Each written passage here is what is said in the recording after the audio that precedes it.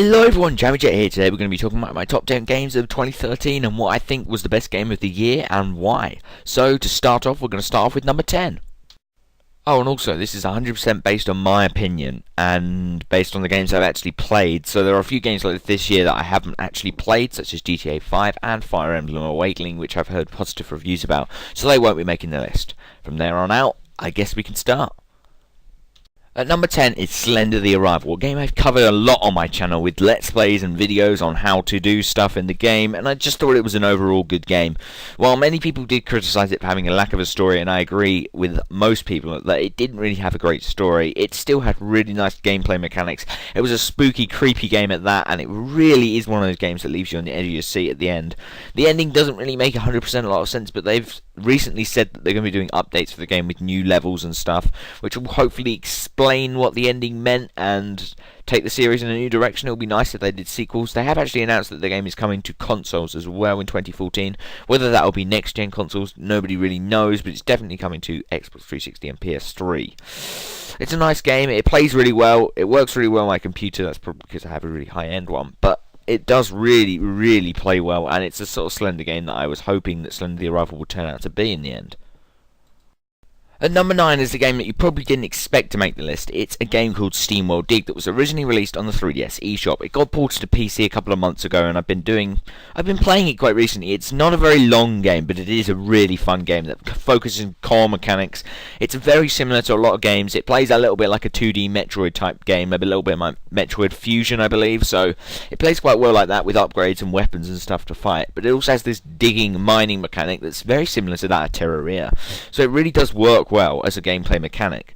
You'll be reaching the surface again, and you'll just be getting upgrades and buying things, and it's a really addictive game. It's a sort of game you're like, oh, I better just play it for a few more minutes just so I can get some more ores and stuff, so I can buy the next upgrade, and then you just be playing for another hour, and then it's ridiculous. The amount of mechanics and things that the game uses well. The enemies are really fun to defeat, and I don't know, the final boss fight, which is the boss I'm up to on the game, is really, really interesting core mechanic. I think it works well as the final boss. I'm not sure if the game was long enough. That's the only complaint I really have about the game. But I mean, if you're getting all the upgrades and secrets, it's probably going to take you about 5 hours to 100% this game, which isn't bad for an eShop title or a PC game that's only priced about £7 anyway, $10. So I guess that's it for number 9. Number 8 is a game called Tesla, which I covered a lot on my channel. I did a Let's Play. I showed you how to get all the scrolls on some of the videos. So I did a lot of content on it, and I must say I fell in love with it from the start. The beautiful art style, the really cool, clever physics, gameplay mechanics, and the game works really well with puzzles and stuff. So it's a really interesting concept, and I think they pulled it off really well with interesting boss fights. The difficulty ramp is a little bit steep, especially later on in the game. Some of the boss fights which don't have any checkpoints and can take up to 5 minutes to beat. But other than that, if you really want to check out a really awesome indie puzzle platformer, that's definitely the game to go for. It's probably one of my favourite puzzle platformers of the year. Next up on the list at number 7 is a game called Bioshock Infinite. I know a lot of people were probably expecting this to be a hell of a lot lower down the list at least, but I didn't think it was amazing. I thought it was a really good gaming experience. The game, I thought the story had a few little flaws, and I still don't 100% understand the ending, but it was still an interesting concept, and I think it worked really well as a game. I think it was an interesting concept, and I think the vigors and the powers worked really well with the series, and I think it took the series in the right direction. They probably won't be making any more. The game's quite short, and the DLC is probably the only reason to pick this up, just because time length, I'd say. It's the only reason to pick the season pass up as well. There isn't really that much else going for this game. I mean, you'll probably put about 10 hours into the main story, maybe slightly less. I mean, maybe about 8. I think that's how long it took me to beat it. So that's really not long for a game which you have to pay about £35 for.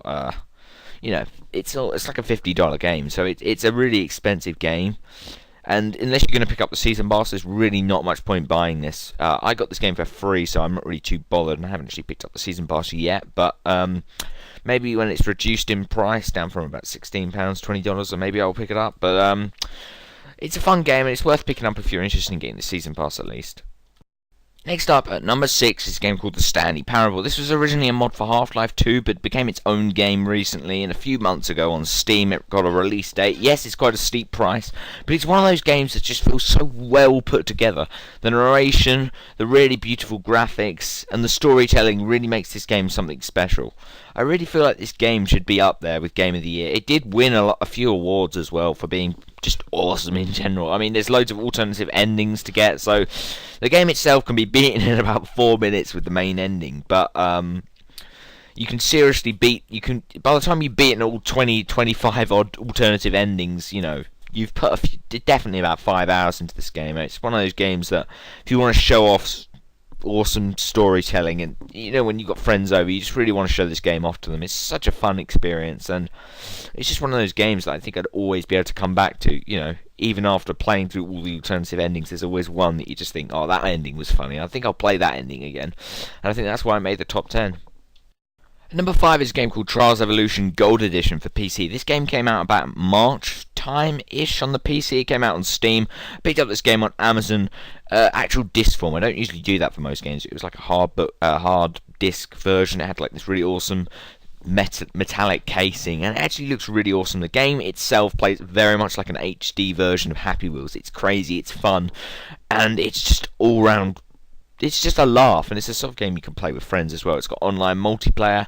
It's even got an HD level editor. You can post your own levels online, but it's such an awesome level editor. It's 3D. It's a full-on. It's almost like the level editor that the designers of the game had. It's pretty much exactly the same as that, and it gives the player the control to make your own levels. And it's such an interesting concept, and the game plays super well.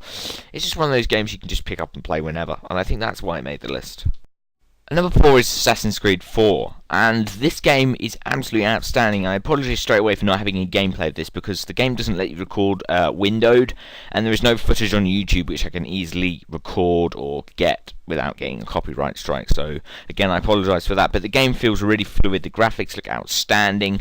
The gameplay on the ships and the battle mechanics work really well. It's nice to see a change of scenery from the previous games, because that was one thing that I didn't like about the previous Assassin's Creed games, is they're all set in these rural towns, and they all look the same, and I just didn't like that about the games. And I thought that this was a really good direction for the series to take. It was definitely a more atmospheric game, and it really felt like it was taking the series in a new direction, and I think that's why it was one of my favourite games this year. Number 3 is Super Mario 3D World. Now, this is a game that I just found phenomenally good. It's a really great puzzle, platformy, 3D adventure game, and it just feels really well made. It's definitely a game that will sell the 3DS. Well, that was good. Sell the Wii U console, because that has been having issues up until Christmas, at least it was. And I think that game is probably the best game on the Wii U currently. I just think it's just a really amazing game. It was made by the same team who made Mario Galaxy 1, Mario Galaxy 2, Ocarina of Time, Majora's Mask, and Super Mario 3D Land on the 3DS. This is a sequel to the 3D Land game on the 3DS, and it feels like the same game. It feels like they've added enough mechanics to make the game new and fresh. The open world 3D-ness of the game just feels amazing. There's a lot of exploring to be done. There's even a 50th anniversary-ish 50th anniversary? Well, I don't even know. What anniversary is it now? It must be 28th anniversary of Zelda. This is a Zelda-style dungeon level like there was in 3D Land. And in that game, that level is probably one of my favourite levels. It's really good. There's a Mario Kart level. There's lots of new power-ups. There's interesting boss fights that aren't just the Koopa Kids for once. Thank God they changed that. There's a new soundtrack that feels amazing. It's a jazzy type-ish one. And it just feels like an overall good game. It's definitely one of the best games out there at the moment that came out this year alone. It's definitely the best game on the Wii U in my opinion as well.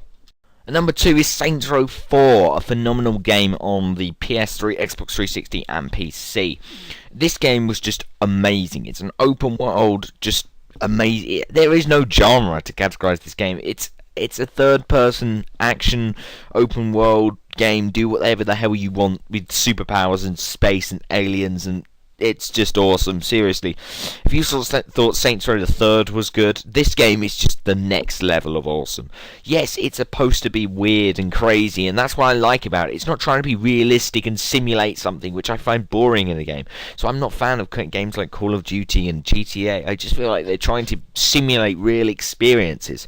I find that very off-putting in a game. I don't see the value of playing a game which is trying to simulate going to the toilet, or it's kind of why I like games like Surgeon Simulator. It's not trying to be a realistic simulation. It's trying to be its own thing. And that's why I think it's amazing. I think it's trying to be its own game, and it has this awesome superpower mechanic. You can fly through the air. I thought I'd never be saying that in a video. You can fly through the air in a game. Yeah, without wings, or a plane, or a helicopter.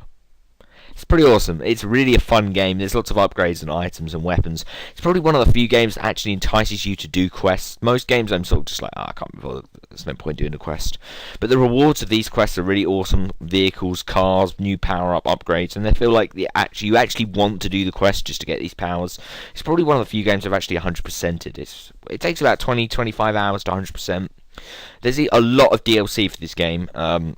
It's a season pass. There's a hell of a lot of DLC for this game. There's a lot of replay value too. Seriously, there's so much fun to be had in this game. If you haven't picked it up already, you need to pick it up. And now, the moment you've all been waiting for. What's number 1 on my list? Well, I can tell you it's not A Link Between Worlds. Mainly because I haven't played it, and secondly because I'm not a major Zelda fan, so sorry. It's also not Animal Crossing, because I'm not a major Animal Crossing fan either. You probably already guessed what it is. It's Pokemon X and Y. This game was just amazing. I almost said phenomenal again there, but seriously, this game is just the next level of awesome. It appealed to old fans by having the nostalgia effect of Kanto starters, the Mega Evolutions, and even a Mewtwo Mega Evolution too. It added a lot of new mechanics that made the game new and fresh, without diverging too far from the original core mechanics that made the game lovable in the first place. I think this game just had everything it could have had. The only disappointing side to this game is, after about a 20-15 hour story, there's pretty much nothing to do other than train your team. Yes, Pokebank has been recently cancelled for the rest of the world as of now, and apparently there's rumours that it's not coming out till March, which is a bit of a disappointment because it means I can't get my legendaries, which is really annoying. But seriously, there's so much fun to be had here. There'll be loads of there are a few things you can do, like buying clothes and customization, and there's battle places that you can do post-ending as well, rival battles every day, but there isn't much in terms of extra content post-ending. It's pretty much one town to explore, that's it. There's no real new locations that you can actually visit, which is a bit of a shame. But I've heard that since the game is on the 3DS, and the 3DS is capable of doing eShop downloads, that there might be some DLC for the game coming out, although a lot of people are speculating that the new trio that was leaked will be a downloadable thing through the eShop too, that will be paid to get these legendary Pokemon, which would be a nice touch. Maybe it could add a new area with some new Pokemon to find in the wild there. That would be an interesting concept. But I hope you enjoyed this top 10 list. Again, this is 100% my opinion. If you have a different top 10 list, let me know down below. If you agree with me, let me know as well. And don't hate on my video because this is 100% my opinion again. So if you have a completely different opinion, share it with me, because there might be some things that you don't understand why I haven't put certain games in the video. It's likely because I haven't played them, because I've had a different experience with the game. Everyone has their own unique experience when playing a video game, and it's all down to your type of personality and the type of game that it is, whether it's your type of game again. Like I've said, there are a few games which I'm really not very fond of, I mentioned earlier in the video, and they didn't make the video because, one, I don't like their mechanics, and two, I don't think they've got a unique selling point, so that's why I haven't really included them.